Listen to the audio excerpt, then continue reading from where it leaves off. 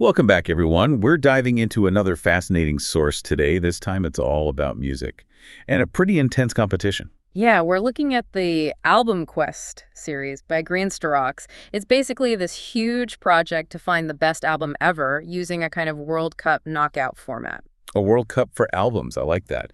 So the source material details how this massive music library got split into random groups of four. Exactly. Listen to all four back-to-back, rank them 1 to 4, and only the top 2 move on. Simple rules, but pretty brutal when you think about the albums involved. And we're jumping into round 2, specifically group 1. Yeah. So these albums have already survived one round.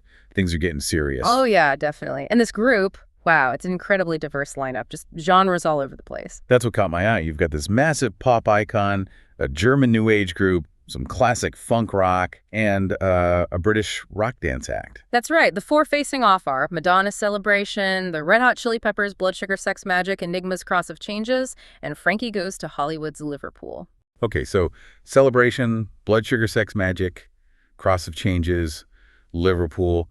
How does the analysis even begin to compare these? What's the common ground? Well, that's sort of the challenge, isn't it? The source really digs into this clash between, like, a huge career-spanning compilation versus a very specific, defining studio album. Right. Decades of hits versus one perfect moment in time. Precisely. And you see that tension play out almost immediately with one of the albums here, the Chili Peppers' BloodSugarSexMagik. What about it?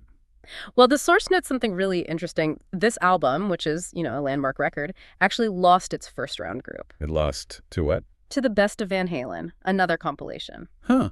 Okay, so that sets a bit of a theme, maybe. It seems to flag this recurring pattern in the quest. I mean, BloodSugarSexMagik, that was their 5th album, but it's the one that really broke them globally. Huge album. Yet, it struggles against these greatest hits collections. Yeah, I mean, you have to wonder, is that fair?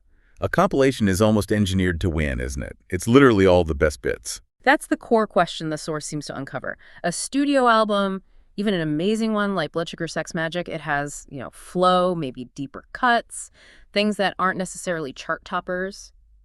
Compared track by track against Madonna's biggest hits or Van Halen's, yeah, it might seem less consistently dazzling, even if it's a better album experience overall. Exactly. The source mentions RHCP beat genuine classics like Master of Puppets and Rain in Blood in that first-round group where they eventually lost to Van Halen.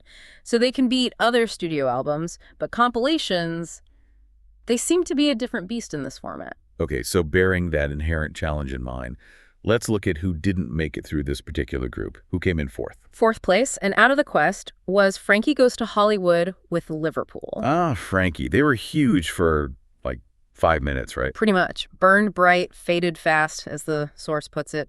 Liverpool was their 2nd and final album. And the analysis. What did the source say about it?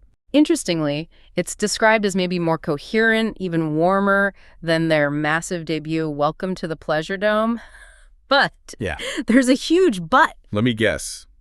No Relax. You got it. No Relax, no Two Tribes. Those massive culture-defining anthems just aren't on it. And in a competition like this, where you need those knockout punches, that's got to hurt. Immensely. The source says, while it does have strong tracks, mentions Rage Hard, Warriors of the Wasteland, it just lacked those, quote, real blowaway songs. But even though it beat Michael Jackson's Dangerous in round 1, which is pretty impressive. Yeah, shows it had some strength initially, but up against this level of competition, it was ultimately judged audibly disposable in comparison. The songwriting just wasn't quite strong enough on its own without those earlier mega hits. Okay, so Frankie's out. Moving up the ladder. Who's in 3rd place, just missing out. That would be Enigma with Cross of Changes. Enigma. Wow, that really is a wild card in this group. I remember their first album, MCMXC AD, was everywhere. Huge hit. This was the follow-up. And the source writer actually preferred this one, Cross of Changes, called it a more developed and curious journey. Curious journey? Yeah. What does that mean musically? Well, it's this blend of styles. You still get that, signature new age chanting sound, especially on the big single Return to Innocence. Yeah, I remember that one. But then it mixes that with these trance and dance rhythms like on Eyes of Truth or Silent Warrior. And then, kind of out of nowhere, there's this track, I Love You, I'll Kill You, which apparently has some serious electric guitar work in the middle of it. Okay, that does sound eclectic Ambitious, maybe? Definitely ambitious, a real textural listen. But, when you put it head-to-head against the raw funk rock energy of the Chili Peppers, It felt a bit atmospheric, less punchy. that seems to be the verdict. The source calls it a good album, but says it was bettered by the funky breakthrough of RHCP. Just didn't have that immediate visceral impact needed here. Right. So that leaves our top two, both advancing to round 3. Who came in second? Second place, securing that final spot for the next round. The Red Hot Chili Peppers, BloodSugarSexMagik. Yes. Okay, so the studio album did manage to fight its way through against some tough, if unusual, competition. It did, fought off Enigma's atmosphere, Frankie's lack of hits.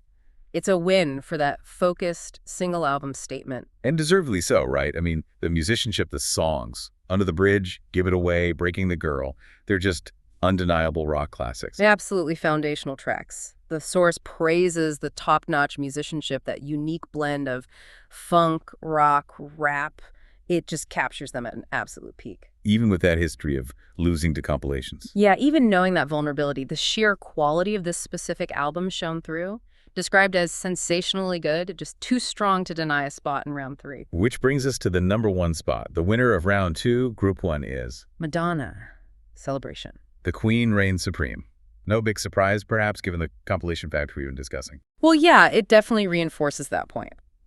Her win, according to the source, really comes down to the sheer volume of top-tier songs and that relentless quality she maintained over, 3 decades. It's not just fame, it's the consistency, right? When you actually line up the tracks on Celebration. It's hit after hit after hit. And the analysis makes a point of saying even the newer tracks included, like 4 Minutes or Revolver, hold up. They're considered, quote, equally as strong as anything else from way back. That's quite a statement. And then you have the absolute classics. Right. The source specifically calls out tracks like Papa Don't Preach as maybe pure pop perfection.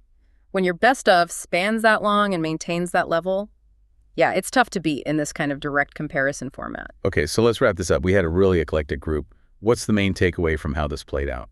We saw 2 albums judged primarily on their own specific merits fall short. Frankie Goes to Hollywood lacking those huge hits, Enigma maybe being a bit too atmospheric or niche for this kind of fight. And the winners represent 2 different kinds of powerhouses. Exactly. You've got Madonna Celebration representing that, unstoppable force of a massive hit-filled legacy captured in a compilation. And then the Red Hot Chili Peppers with BloodSugarSexMagik representing that breakthrough moment of pure focus studio album brilliance. It really highlights what this album quest process does. It distills things down, forces these sometimes awkward comparisons, but reveals patterns. And the biggest pattern here, the one we kept coming back to, is the power of the compilation. Yeah, Madonna wins decisively. And the Chili Peppers' amazing studio album, BloodSugarSexMagik, it advances, sure, but this is the second time in the quest it's been ranked below a best-of collection. First Van Halen, now Madonna. Which leads us right to that lingering question, doesn't it? It does. If a compilation is, by its very nature, just the peaks, just the certified bangers, all killer, no filler. Does that give it an inherent, maybe even unfair advantage in a competition format like this? Does it make a truly level playing field with a standard studio album with all its nuances and flow? Impossible. That's the big structural question, isn't it? Something for you to think about as you maybe conduct your own album quests. Definitely something to wrestle with. All right, that's our analysis of this fascinating group from the Green Strokes album quest. Thanks for tuning in. Catch you next time.